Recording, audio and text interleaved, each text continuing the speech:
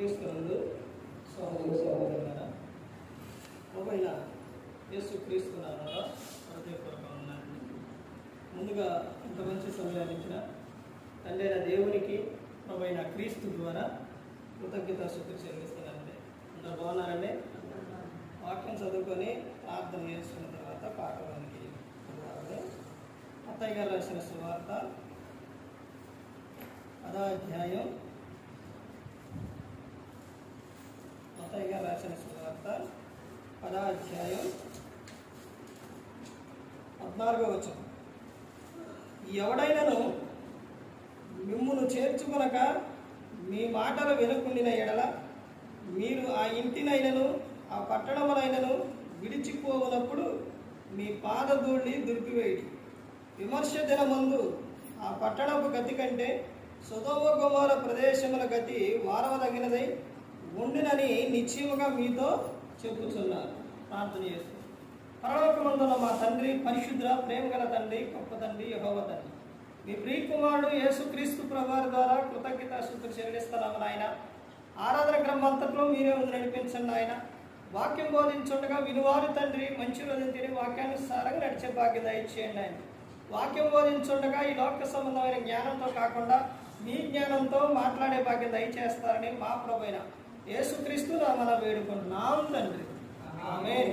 ప్రభువైన యేసుక్రీస్తు నామములో హృదయపూర్వక వందనాలండి. దేవుని కుమారుడు యేసుక్రీస్తు ప్రభువారి లోకానికి వచ్చిన తర్వాత పరలోక రాజ్యం సమీపిస్తుంది కనుక మారు మనసు పొందమని ప్రకటింప మొదలుపెట్టారు. ఎందుకు యేసుక్రీస్తు ప్రభువారు మొట్టమొదటిగా విషయం చెప్పారు అని అంటే, ఈ రోజున క్రైస్తవ జీవితంలో ఏం కనపడట్లేదనంటే మారు మనసు కనపడట్లా.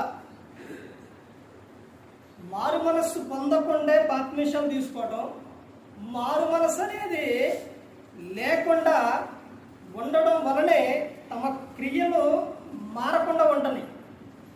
మారు మనస్సు పొందితే నీ క్రియలు మారతాయి. మారు మనస్సు పొందితేనే పరలోకానికి చేరతారు. ఇలాంటి విషయాలు చెబితే బాధ, ఇలాంటి విషయాలు చెబితే నచ్చదు. దేవుని యొక్క గొప్పదనం, యేసుక్రీస్తు ప్రభువారు, పరిశుద్ధాత్మ దేవుడు, పాప క్షమాపణ, మారు మనస్సు, పశ్చాత్తాపం ఇవన్నీ కూడా చెబితే మనిషికి నచ్చదు. మనిషి ఎలాంటి వారిని ఏర్పరచుకుంటారంటే తమ బాధ కలగకుండా, నొప్పి తగలకుండా చెప్పేవారు కావాలి. అలా కుదరదు. వాక్యం అంశం పాఠం పేరు ఏంటంటే నీ ఆత్మీయ జీవితం ఎలా ఉంది, ఇదే పాఠం పేరు. క్రైస్తవ జీవితం, ఆత్మీయ జీవితం ఎలా ఉంది అని అంటే ఈ రోజున మొదటిలోని బాప్తిస్మం తీసుకున్నప్పుడు ఉత్సాహంగా ఉంటుంది. తీసుకున్న క్రమంగా ముందుకు వెళుతున్న క్రమంలో ఆసక్తి పోతూ ఉంది. కాలుకు కానీ చేతికి కానీ ఏదైనా ఒక దెబ్బ తగిలింది అని అంటే అది పుండు అయినప్పుడు హాస్పిటల్కి వెళ్ళినప్పుడు ఆ పుండుని ఇది నొప్పి వస్తుందండి, కొంచెం నిదానంగా చేయండి, నొప్పి వస్తుందని అంటే నొప్పి వస్తుంది కదా అని దూది పెట్టి పైపైనే కడిగి కట్టు వేసి పంపిస్తే తర్వాత కొన్ని రోజులకి ఏమైతుంది, క్రమక్రమంగా ఏమైతుంది, లోపల లోపల లోపల తినేస్తుంది. వాక్యం కూడా అంతే. వాక్యం కూడా అంతేనండి. నొప్పి కలుగుతుంది కదా అని ఉన్నది ఉన్నట్టు చెప్పకపోతే తర్వాత ఇక్కడ నుంచి వెళ్ళిపోయిన తర్వాత నీ ఆత్మీయ జీవితం ఏమైపోతుందంటే లోకానికి, లోకాశలకు వెళ్ళిపోతావు. తర్వాత ఈ లోకం విడిస్తే నరకానికి వెళ్ళిపోతారు. అది ఎలాగైతే నొప్పి కలిగినా కానీ ఆ క్షణంలో పుండుకి నొప్పి కలిగిన, చేతికైనా నొప్పి కలిగినా కానీ దాన్ని మొత్తం క్లీన్ చేసి కట్టు కడితే ఏమవుతుంది, తర్వాత వెళ్ళిన తర్వాత తగ్గిపోతుంది. అలాగే నీకు నొప్పి కలుగుతుంది, బాధ కలుగుతుంది కాబట్టి వాక్యం అనేది మీకు అన్ని ఆశీర్వాదాలు, మీకు అన్ని దీవెనలు, మీకు అన్ని అవన్నీ వస్తాయి, కాదనట్లేదు. కానీ ఏం చేయాలనంటే, ముందు ఏం చేయాలనంటే వాక్యాన్ని నీ హృదయంలో ఉంచుకోవాలి, వాక్యానుసారంగా నడవాలి. ఆ తర్వాత నీకు బాధ కలిగిన, నొప్పి కలిగిన ఏదైనా కానీ ఆ క్షణంలో నీకు బాధ అనిపించవచ్చు. తర్వాత క్రమంగా నువ్వు వెళుతున్న క్రమంలో నీ ఆత్మీయ జీవితం ఎలా ఉంటుందంటే అద్భుతంగా ఉంటుంది. తర్వాత ఈ లోకం విడిస్తే ఎక్కడికి వెళ్తావు? పరలోకానికి చేరతాం. యేసుక్రీస్తు ప్రభువారు శిష్యులు పంపుతూ చెప్పిన విషయం ముందే చెప్పారు. ఆయన ఏమని చెప్పారో చూడండి. మత్తయి సువార్త 10వ అధ్యాయం 14వ వచనం, ఎవడైనను మిమ్మును చేర్చుకొనక మీ మాటలు వినకుండిన ఎడల, అంటే క్రైస్తవులు ఏం వినరో, ప్రతి ఒక్కరు కూడా ఏం వినరంటే మీ మాటలు వినకుండిన ఎడల, అంటే మాటలు వినేవారిగా లేరు.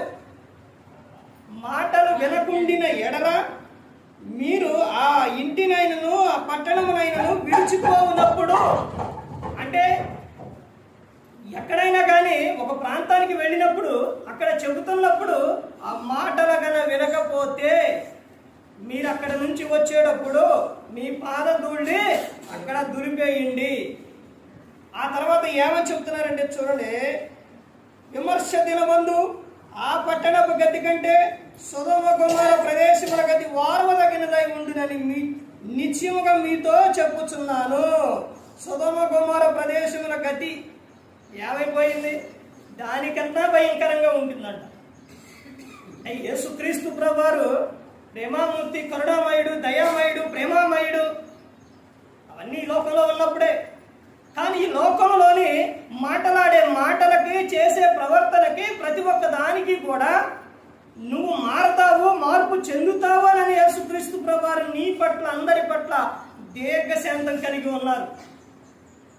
అదేవిధంగా మారకపోతే, మార్పు చెందకపోతే, నువ్వు వినకపోతే ఏం జరుగుతుందనంటే రక్షకుడే శిక్షకుడైతురు.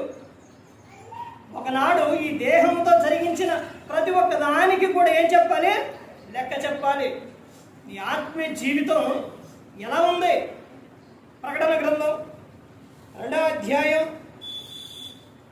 ప్రకటన గ్రంథం 2వ అధ్యాయం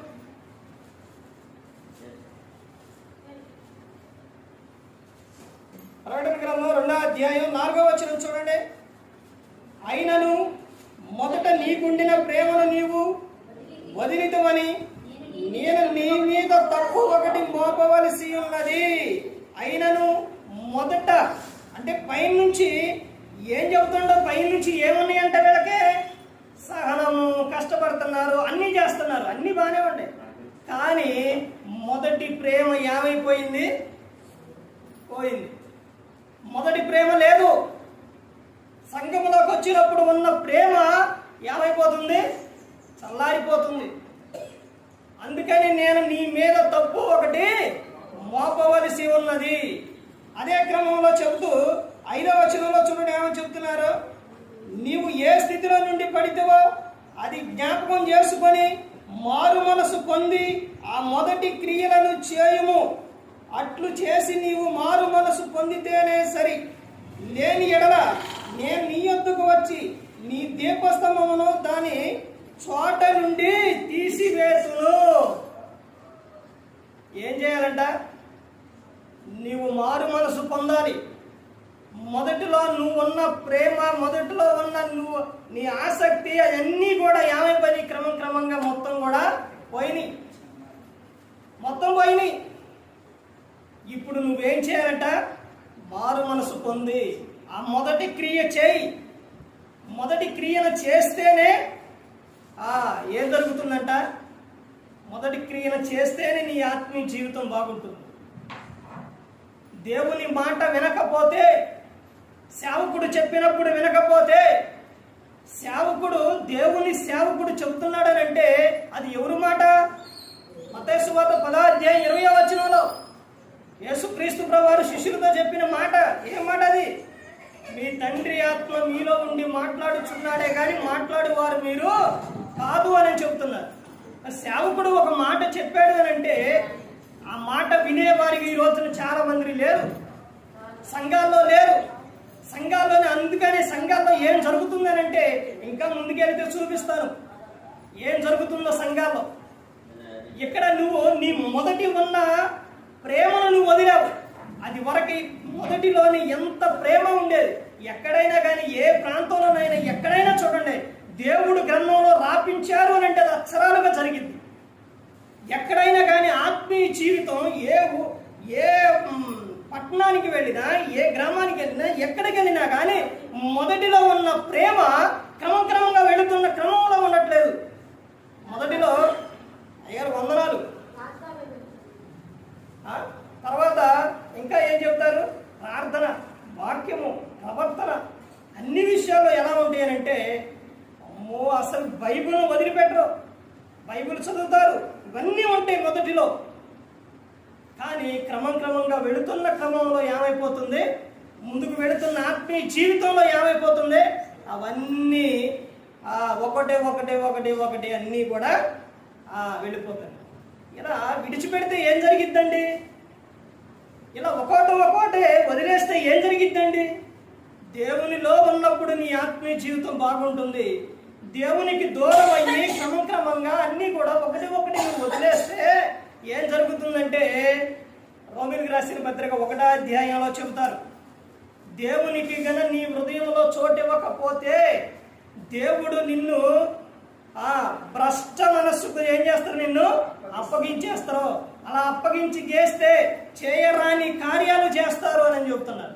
భయంకరమైన కార్యాలు చేస్తారంటారు. ఆ క్షణంలో నీలో వచ్చేది ఏంటంటే ప్రేమకు బదులు కక్షలు వస్తాయి, భేదాలు వస్తాయి, అసూయలు వస్తాయి, హత్య చేసే వరకు వెళ్ళిపోతారు. సౌలు జీవితంలో జరిగిన విషయం అదే. సౌలు అది వరకు బాగానే ఉండవు, చక్కగా ప్రేమగా చక్కగా ఉండవు. ఎప్పుడైతే దేవుని మాట వినలేదో దురాత్మ వచ్చింది. ఎప్పుడైతే దురాత్మ వచ్చిందో అసూయ వచ్చింది, కక్ష వచ్చింది. ఒక వ్యక్తిని పొగిడితే నచ్చదు. అదే జరిగింది సౌలు జీవితంలో. దావీదు గారిని 10,000 కొలది, సౌలుకి 1,000 కొలది అని అంటే ఏం జరిగింది, కోపం వచ్చేసింది. ఎక్కడి నుంచి వస్తుంది కోపం? సాతాను నుంచి వచ్చేది ఇదంతా. ఆ తర్వాత దావీదు గారిని చంపడానికి వెంబడపడటం, ఎన్ని భయంకరమైన విషయాలు, కొడుకుని తిట్టడం, ఇవన్నీ కూడా నీ ఆత్మీయ జీవితంలో దేవునికి గన చోటు ఇవ్వకపోతే, దెయ్యానికి చోటిస్తే జరిగే విషయాలు ఇవన్నీ కూడా. ఇక్కడ ఏమని చెబుతున్నారు, నువ్వు ఏ ప్రేమ అయితే మొదటిగా ఏదైతే కలిగి ఉన్నావో ఆ ప్రేమే నువ్వు కలిగి ఉండాలి అని చెబుతున్నారు. తర్వాత ఇంకా ముందుకెళ్ళి చూడండి ఏమని చెప్తున్నారు, 2:21 చూడండి ఏమని చెప్తున్నారు. 21 మారు మనసు పొందుటకు నేను దానికి సమయం ఇచ్చింది కానీ అది తన చారత్వం విడిచిపెట్టి మారు మనసు పొందనల్లదు. ప్రకటన గ్రంథం 2:21. మారు మనసు ఎన్ని అవకాశాలు ఇచ్చినా కానీ మారు మనసు పొందట్లేదు. ఎంత అవకాశం ఇస్తున్నారు అనుకున్నారు? ఇశ్రాయేలీని ప్రజలు తప్పు చేస్తే క్షణంలో దేవుడు చంపేసిండు. ఏ క్రియకి ఏది చేస్తే దానికి శిక్ష వచ్చింది. కానీ ఈ రోజున శిక్ష రావట్లేదు అని అంటే ఎందుకో తెలుసండి, మధ్యలో ఎవరున్నారు? ప్రేమామయుడంలో ఆయన యేసుక్రీస్తు ప్రభువారు. ఆయన అవకాశం ఇస్తుండో. అలాగే క్షణంగా తప్పు చేసిన వెంటనే నీకు శిక్ష వస్తే, తప్పు చేసిన వెంటనే నువ్వు మరణిస్తే నరకానికి వెళ్ళిపోతావు. ఆ నరకానికి వెళ్ళిపోకూడదని నీకు అవకాశాలు ఇస్తుండో. అందరి పట్ల దీర్ఘశాస్త్రం చూపిస్తుండో. పేతురు గారు రాసిన పత్రికలో చెబుతారు. ఎందుకు రాకడ ఆలస్యం చేస్తున్నారని అంటే అందరూ అంతటను కూడా ఏం పొందాలి, మారు మనసు పొందాలి అని అందరి పట్ల ఆయన దీర్ఘశాంతం కలిగి ఉన్నారు. ఎన్ని అవకాశాలు ఇచ్చినా కానీ నువ్వు మారకపోతే, ఎంత చెప్పినా కానీ నీ ప్రవర్తన సరి చేసుకోకపోతే, యేసుక్రీస్తు ప్రభువారు వస్తే నీ పరిస్థితి ఏంటి? లోకం విడిస్తే నీ పరిస్థితి ఏంటి? ఒకసారి ఆలోచించండి. తర్వాత ఇంకా ముందుకెళ్తే చూడండి, ప్రకటన 3వ అధ్యాయం 1వ వచనం నుంచి చూడండి. సార్దీసులో ఉన్న సంఘపు దూతకు ఇలాగు రాయము, 7 నక్షత్రములను దేవుడు 7 ఆత్మలను గలవాడు చెప్పు సంగతులేమనగా, నీ క్రియలను నేను ఎరుగుదును. ఏమనగా జీవించుచున్నావన్న పేరు మాత్రం ఉన్నది కానీ నీవు మృతుడవే. జీవించుచున్న మనిషి అలా ఉన్నవంతే, నీవెవరంట? మృతుడవే అని చెప్తున్నారు. ఎందుకని అని చెప్తున్నారు అని అంటే అక్కడ ఏమని చెప్తున్నారో చూడండి. ప్రకటన 3వ అధ్యాయం 15వ వచనం కాడికి వెళ్ళని చెబుతున్నారు. ఎందుకను 15 నీ క్రియలను నేను ఎరుగుదును అంటే క్రియలు ఏమైపోయినాయి? క్రియలు లేవు. చెబుతున్నారు చూడండి, నీ క్రియలను నేను ఎరుగుదును. నీవు చల్లగానైనను వెచ్చగానైనను లేవు. నీవు చల్లగానైనను వెచ్చగానైనను ఉండిన మేలు. నీవు వెచ్చగానైనను చల్లగానైనను ఉండక నులివెచ్చనగా ఉన్నావు గనుక నేను నిన్ను నా నోట నుండి ఉమ్మివేయను ఉద్దేశించుచున్నాను. చూసారా ఎలా ఉన్నారు అంటే? చల్లగా లేరు, వెచ్చగా లేరు. ఎలా ఉన్నారంట? నులివెచ్చని స్థితిలో ఉన్నారు. క్రైస్తవ జీవితం ఎలా మారిపోతుందనంటే నులివెచ్చని స్థితిలోకి వెళ్ళిపోతున్నారు. దేవుళ్ళలోకి వచ్చినప్పుడేమో వేడిగా, ఉత్సాహంగా, ఆనందంగా, సంతోషంగా దేవుని పని విషయంలో దేవునిలోని చాలా ఉత్సాహంగా ముందుకు వెళ్ళే సమయంలో ఏమైపోతున్నారు? ఆత్మీయ జీవితం పడిపోతుంది. అంటే చల్లగానైనా వెచ్చగానైనా లేక ఈ రోజున క్రైస్తవ జీవితం ఎలా ఉందనంటే సంఘంలోని అపోస్తలుడైన పౌలు గారు కొరింథీయులకు రాసిన మొదటి పత్రిక, అపోస్తలుడైన పౌలు గారు కొరింథీయులకు రాసిన మొదటి పత్రిక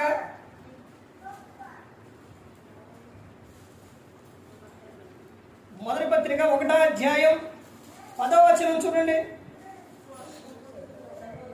సహోదరులారా, మీరందరూ ఏకభావంతో మాట్లాడవలనని మీలో కక్షలు లేక ఏక మనసుతోనూ ఏక తాత్పర్యముతోనూ మీరు సన్నుద్ధులై ఉండవలనని మన ప్రభువైన యేసుక్రీస్తు పేరట మిమ్మును వేడుకొనుచున్నాను.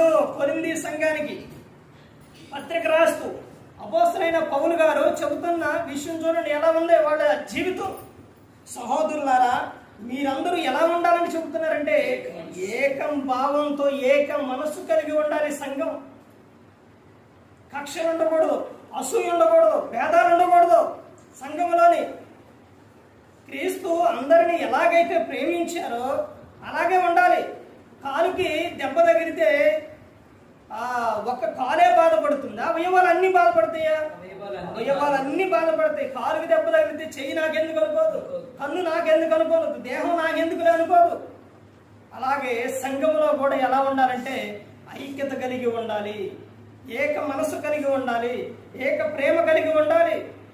ఈ రోజున ఎలా మారిపోయింది ఇక్కడ ఏమో చెప్తున్నారో చూడండి. మీలో కక్షలు లేక, అంటే కక్షలు ఉన్నాయి సంఘంలో, ఆ కక్షలు ఉండకూడదు అని చెబుతున్నారు. కక్షలు లేక ఏక మనసుతోనూ ఏక తాత్పర్యంతోనూ మీరు సన్నుద్ధులై ఉండవలనని మన ప్రభువైన యేసుక్రీస్తు పేరట మిమ్ములను వేడుకొనుచున్నాను అని అపోస్తలుడైన పౌలు గారు చెబుతున్నారు. ఇదే విషయం ఎక్కువగా అపోస్తలుడైన పౌలు గారు కొరింథీ సంఘానికే రాశారు. కొరింథీ సంఘానికే రాశారండి. కొరింథీ సంఘానికి ఒక పత్రిక రాశారు. ఆ పత్రిక సరిపోలా, ఆ పత్రికల వెళ్ళ మరలా ఇంకొక పత్రిక రాశారు. అపోస్తలుడైన పౌలు గారు ఆ పత్రిక కాక మరలా ఇంకొక పత్రికలో కూడా అదే చెబుతారు. ఇక్కడ చెప్పిన విషయాలే అక్కడ చెబుతారు. అంటే ఇక్కడ ఏం చెప్పారు అపోస్తలుడైన పౌలు గారు? చెప్పారు ఏమని? లెటర్ రాస్తూ ఇదిగో మీరు ఏక మనసు కలిగి ఉండాలని చెప్పారు. అలా చెబుతూ చెబుతూ చివరికి వెళ్ళిన తర్వాత కూడా ఏం జరిగిందో చూడండి. అపోస్తలుడైన పౌలు గారు కొరింథీయులకు రాసిన 2వ పత్రికలో, ఇది మొదటి పత్రిక, ఈ 2వ పత్రికలో ఏమో చెప్తున్నారో చూడండి. 12వ అధ్యాయం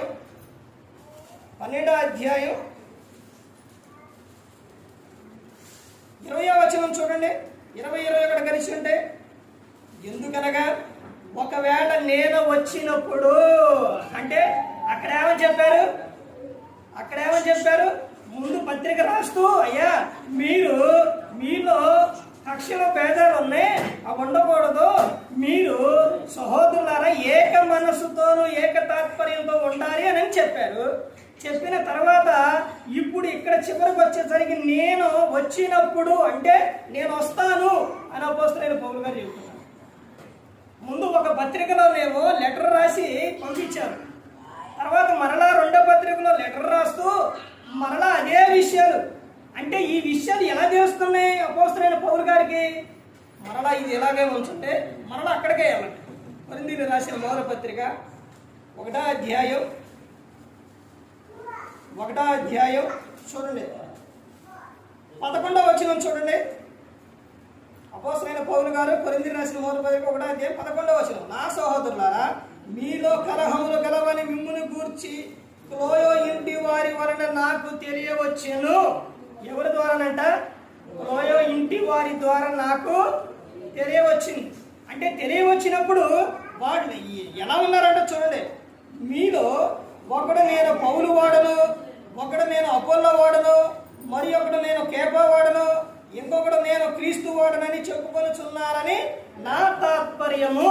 అంటే వీళ్ళలో ఏముందనంటే హెచ్చింపు. నేను నేను నేను ఒకడు నేను నేను నేను అన్ని గొప్పల విషయాలు. ఇవన్నీ కూడా అపోస్తలుడైన పౌలు గారికి ఎలా తెలుస్తుంది అని అంటే ఒకరి ఇంటి వారి ద్వారా ఇవన్నీ కూడా తెలుస్తుంది. అందుకనే మరలా ఇప్పుడు అక్కడికి వెళ్ళండి, నేను వచ్చినప్పుడు అని చెబుతూ అపోస్తలుడైన పౌలు గారు, నేను వచ్చినప్పుడు మీరు నాకు ఇష్టలుగా ఉండరేమో అనియు. అంటే సేవకుడు వచ్చినప్పుడు వీళ్ళలోని కక్షలు, భేదాలు, అసూయలు ఇవన్నీ ఉన్నప్పుడు సేవకుని ఎదురుగా ఉంటారా? ఉండరు. నేను వచ్చినప్పుడు మీరు నాకు ఇష్టలుగా ఉండరేమనియు, నేను మీకు ఇష్టలుగా ఉండనేమోననియు, ఒకవేళ కలహమును, అసూయయు, క్రోధములను, కక్షలను, కొండిములను, గుసగుసలాడుటలను, ఉప్పొంగుటలను, అల్లరలను ఉండునేమో అనియు, నేను మరలా వచ్చినప్పుడు నా దేవుడు మీ మధ్య నన్ను చిన్నగుచ్చునేమో అనియు, మునుపు పాపము చేసి తాము జరిగించిన అపవిత్రత, జారత్వము, పోకిరి చేష్టల నిమిత్తం మారు మనసు పొందని అనేకులను గూర్చి దుఃఖపడవలసి వచ్చునేమో అనియు భయపడుచున్నాను. ఇదంతా ఎవరికి రాస్తున్న అపోస్తలుడైన పౌలు గారు అంటే కొన్ని సంఘానికి ఇవన్నీ కూడా చెబుతూ ఉన్నారు. అంటే మరలా నేను వచ్చినప్పుడు మీలో ఇవన్నీ ఉంటాయేమో అని నేనేం చేస్తున్నానంట, ఆయన భయపడుచున్నానంట. అక్కడేం చెప్పిండు అపోస్తలుడైన పౌలు గారు? ప్రభు పేరట వేడుకొనుచున్నాను అని చెప్పారు. ఇప్పుడు ఇక్కడేం చెప్తున్నారు? భయపడుచున్నాను అని చెప్తున్నారు. అంటే ఎందుకని?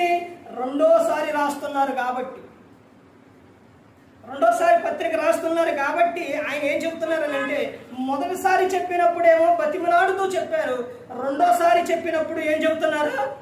దుఃఖపడుతూ, బాధపడుతూ చెబుతున్నారు. ఒకసారి చెప్పినప్పుడు విననప్పుడు రెండోసారి చెప్పేటప్పుడు ఏమొస్తుంది? బాధే వస్తుంది, దుఃఖమే వస్తుంది. తర్వాత కొరింథీయులకు రాసిన మొదటి పత్రిక 11వ అధ్యాయం చూడండి. 11వ అధ్యాయం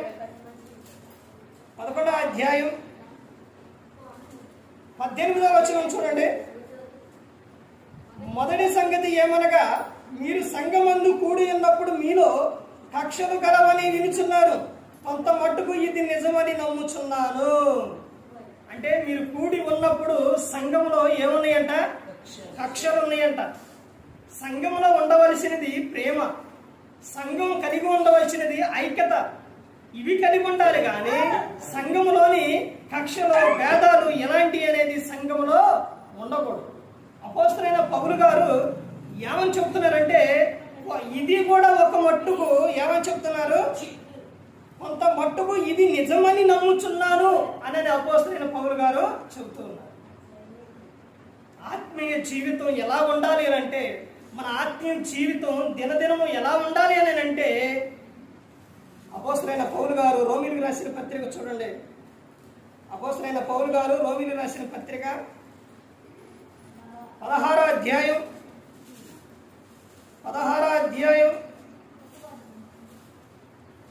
3వ వచనం చూడండి. క్రీస్తు యేసునందు నా జతిపన వారైన ప్రిస్కిల్లాకును అకులాకును వందనములు చెప్పుడి. ఎందుకు అపోస్తలుడైన పౌలు గారు అకులకు, ప్రిస్కిల్లాకు ఎందుకు వందనాలు చెప్పమన్నారు? ఎందుకనంటే ఇదే విషయం రోమాపట్నం అక్కడ ఉన్న చక్రవర్తి ఏం చేశారంటే మొత్తాన్ని కూడా వెళ్ళిపోమన్నారు. ఇక్కడ నుంచి వెళ్ళిపోండి అని అన్నప్పుడు వాళ్ళు కూడా బయలుదేరే సమయంలో అక్కడికి ఎవరు వెళ్ళారు? సేవకుడు ఎవరు వెళ్ళారు? అపోస్తలుడైన పౌలు గారు వెళ్ళారు. ఆడకి వెళ్ళిన తర్వాత సేవకుడు ఎందుకు అక్కడికి వచ్చాడు? ఎందుకు సేవకుడు అక్కడ ఎందుకు వెళ్ళాడండి? ఆయన చూడటానికి వెళ్ళిండా? అదంతా చూసి రావడానికి వెళ్ళిండా? ఎందుకు వెళ్ళారు? సువార్త ప్రకటించడానికి వెళ్ళిండు. సువార్త చెప్పడానికి వెళ్ళిండు. సేవకుడు ఎంతో దూరం నుంచి ప్రయాసపడి ఒక ప్రాంతానికి వెళుతున్నాడు అని అంటే సువార్త చెప్పడానికే వెళుతున్నాడు. అపోస్తలుడైన పౌలు గారు అక్కడ సువార్త చెప్పడానికి వెళ్ళినప్పుడు వాడు భావించిన విధానం ఏంటో తెలుసండి. అక్కడే చెబుతారు అపోస్తలుడైన పౌలు గారు, మా ప్రాణాలు పోయినా కానీ పర్వాలేదు, కానీ సేవకునికి మేమేముండాలి? అండగా ఉండాలి, సపోర్ట్గా ఉండాలి. సేవకుడు ఒక్కడే వచ్చి చెప్పుకొని పోయేది కాదు, సంఘం ఉండాలి, సంఘం అంతా కలిసి ఉండాలి, వినాలి. ఒక్కొక్క చోట ఒక్కొక్క ప్రాంతాల్లో ఈ బైబిల్ గ్రంథంలో ఏమని ఉంటుందో తెలుసండి, విననప్పుడు చెప్పకూడదంట. ఎందుకంటే వాక్యం ఎలాంటిదో తెలుసండి, వాక్యం చాలా విలువైనది, చాలా ప్రాముఖ్యమైనది వాక్యం. ఆ సమయంలో అపోస్తలుడైన పౌలు గారు అక్కడికి వెళ్ళినప్పుడు మా ప్రాణాలు పోయినా కానీ పర్వాలేదని వాళ్ళు అక్కడ నుంచి వెళ్ళలేదు. ఆ సేవకునికి అపోస్తలుడైన పౌలు గారికి ఎంతో సహకారంగా ఉన్నారు అపోలా ప్రిస్కిల్లా. అక్కడే అదే చెప్తున్నారు, ఏమని చెప్తున్నారంటే, వారు నా ప్రాణము కొరకు తమ ప్రాణమును ఇచ్చుటకైనను తెగించిరి, మరియు వారి ఇంట ఉన్న సంఘమునకును వందనములు చెప్పుడి. నేను మాత్రము కాదు, అన్ని జనులోని సంఘముల వారందరూ వీరికి కృతజ్ఞులై ఉన్నారు. చూశారండి, ఆత్మీయ జీవితంలో నువ్వు క్రీస్తులోనికి వచ్చినప్పుడు సేవకునికి సహకారంగా ఉండాలి. ఆ తర్వాత నీ ఇంట ఏముండాలంటే ప్రార్థన ఉండాలి, నీ ప్రవర్తన సరిగా ఉండాలి. అప్పుడు అన్ని జనులు కూడా చూసి ఏమంటారో తెలుసండి, అన్ని జనులు కూడా నువ్వు చెప్పే మాట, నీ ప్రవర్తన ఇవన్నీ చూసి కూడా వాళ్ళు ఏం చేస్తారో తెలుసండి, గౌరవిస్తారు. మనం ఎప్పుడైతే ఈ గ్రంథం ఎప్పుడైతే పట్టుకున్నామో, ఎప్పుడైతే క్రీస్తుని నమ్ముకున్నామో, వీళ్ళు క్రీస్తు వారు అని ఎప్పుడైతే వారికి తెలుస్తుందో, యేసు క్రీస్తు ప్రభువారు ఎవరనంటే పరిశుద్ధుడు. అంటే క్రీస్తుని నమ్ముకున్న వారిలో ఏం కనబడుతుందంటే పరిశుద్ధత కనబడుతుంది. కానీ ఈ రోజున సేవకుల్లో కానీ విశ్వాసుల్లో కానీ ప్రతి ఒక్కరిలో కూడా సంఘానికి వెళ్ళే వారిలో ఏం కనబడుతుంది అంటే అసూయ కక్షలు కనబడుతున్నాయి.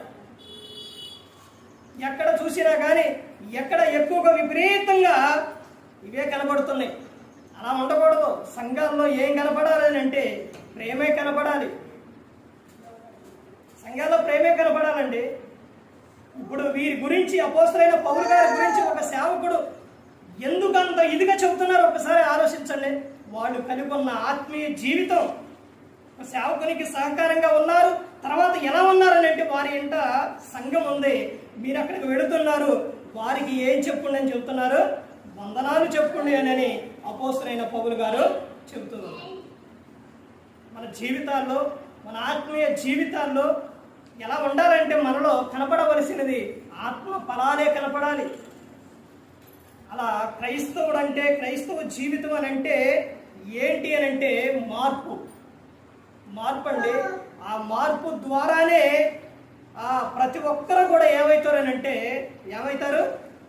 వస్తారు. నీ మార్పు ద్వారానే నీ భర్త మారుతారు, నీ మార్పు ద్వారానే నీ పిల్లలు. ఇవన్నీ గ్రంథంలోనే ఉన్నాయండి. ఇవన్నీ కూడా గ్రంథంలోనే ఉన్నాయి, ప్రతి ఒక్కటి కూడా.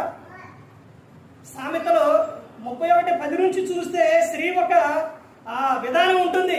ఎంట ఉండి ఆమె చేయవలసిన పని ఏంటో అక్కడ ఉంటుంది. భర్త కానీ పిల్లలు కానీ వారందరూ కూడా ఎలా అంటారు, ఏం కలిగి ఉంటారు అన్నదే మొత్తం ప్రతి ఒక్కటి గ్రంథంలోనే ఉన్నాయి. ఇంట ఉండి నీ భర్త గురించి చెప్పుకోవాలి, పిల్లలకు నేర్పుకోవాలి. ఇవన్నీ కూడా ఈ గ్రంథంలోనే ప్రతి ఒక్కటి కూడా ఉన్నాయి. మన ఆత్మీయ జీవితం ఎలా ఉండాలి అంటే దేవునిలోని దినదినము అభివృద్ధి చెందేవారిగా ఉండాలి. యోహాను సువార్త 15:7 8, 9 వచనాల్లో ఆడ కనబడుతున్న విషయం ఏంటండి, నా యందు మీరును మీ యందు నా మాట నిలిచి ఉన్న ఎడల మీకు ఏది ఇష్టం అడుగుడి, మీరు బహుగా ఫలించాలి అని ఆయన చెబుతున్నారు. అలా ఫలించడం వలన నా తండ్రి మహిమపరచబడను, మీరు నా శిష్యులగుదురు అని చెబుతున్నారు. యోహాను గారు రాసిన మొదటి పత్రికలో, ప్రియుడా, నువ్వు ఆత్మలో వర్ధిల్లుచున్న ప్రకారం సౌఖ్యంగా నువ్వు అన్ని విషయాల్లో ఏమవ్వాలి, నువ్వు అన్ని విషయాల్లో వర్ధిల్లాలి, అన్ని విషయాల్లో వర్ధిల్లాలి. దేవుని మందిరానికి వెళ్ళే విషయాల్లో, ప్రార్థన చేసే విషయాల్లో, ప్రతి ఒక్క విషయంలో కూడా నువ్వు ఏమవ్వాలి, నీ ఆత్మీయ జీవితం వర్ధిల్లాలి, దినదినం అభివృద్ధి చెందాలి. నీ తర్వాత నీ తర్వాత జీవితం అంటే నీ తర్వాత నీ పిల్లలు, నీ మనవాళ్ళు, మనవరాలు వీళ్ళందరూ మొత్తం కూడా ఆ తర్వాత నీ గురించి చెప్పుకోవాలి. ఏం చెప్పుకోవాలి? అసలు చెప్పుకుంటారండి? ఉన్నప్పుడు చెప్పుకుంటారు, లేనప్పుడు చెప్పుకుంటారు. లేనప్పుడు ఎక్కువ చెప్పుకుంటారు. ఎక్కడుంది ఈ విషయం? ప్రసంగి గ్రంథం 7వ అధ్యాయం 1-2 వచనాల్లో ఉంటాయి. విందు జరుగుతున్న ఇంటికి పోవటం కంటే ప్రలాపించుతున్న వారి ఇంటికి పోవటం మేలు. ఆడికి వెళ్ళినప్పుడు అక్కడ విషయాలన్నీ కూడా ఏం పెడతారంట? మనసులో పెట్టుదురు. అవన్నీ కూడా వెంకటేశ్వర గారి గురించి మాట్లాడుకునే విషయాలన్నీ కూడా ప్రతి ఒక్కరు కూడా ఏం పెడుతున్నారు? మనసున పెడుతున్నారు. ఆయనకి ఏ విధంగా కలిగి ఉన్నారు, ఎలాంటి జీవితం కలిగి ఉన్నారని. అలా ప్రతి ఒక్కటి కూడా మనసులో పెట్టుదురు అనేది గ్రంథం ఉంది. అంటే మనం జీవించే జీవితం, మన ఆత్మీయ జీవితం తర్వాత పిల్లలు, మనవాళ్ళు ఇవన్నీ కూడా ఏం చేసుకుంటారు? చెప్పుకుంటారు ఇవన్నీ కూడా. అదే విషయమే అపోస్తలుడైన పౌలు గారు విషయం తిమోతికి చెప్పిన విషయం అదేనా? చెప్పే ప్రతి ఒక్కటి గ్రంథంలో నుంచే. మెసేజ్ వినండి. గాడ్ మినిస్ట్రీ అసోసియేషన్ ఉంటుంది. 3575 మెసేజ్లు ఉన్నాయి యూట్యూబ్లో. అన్ని మెసేజ్ల్లో ప్రతి ఒక్కటి కూడా ఎలా ఉంటుందంటే ఆత్మ సంబంధమైనదే ఉంటుంది. బలపరిచే వాక్యాలే ఉంటాయి. ప్రతి ఒక్కటి కూడా బైబిల్ నుంచే వెళుతుంది. ప్రతి ఒక్కటి కూడా వాక్యం, ప్రతి మాట చెప్పిన ఏదో ఒకటైనా కానీ బైబిల్లో ఉన్న మాటే. ఎందుకంటే తండ్రి అయిన దేవుడు మనకి ఈ గ్రంథాన్ని పరిశుద్ధాత్మ దేవుని సహాయంతో తండ్రి అయిన దేవుడు ప్రవక్తల ద్వారా రాసి మనకి ఇచ్చారు ఈ గ్రంథాన్ని. ఈ గ్రంథంలో విషయాలు ప్రతి ఒక్కటి కూడా చెప్పాలి. అదే విషయం ప్రతి ఒక్కరూ కూడా గమనించుకోవాల్సిన విషయం ఏంటంటే మన ఆత్మీయ జీవితం ఎలా ఉండాలంటే దినదినం అభివృద్ధి చెందాలి. మన తర్వాత పిల్లలు చెప్పుకోవాలి.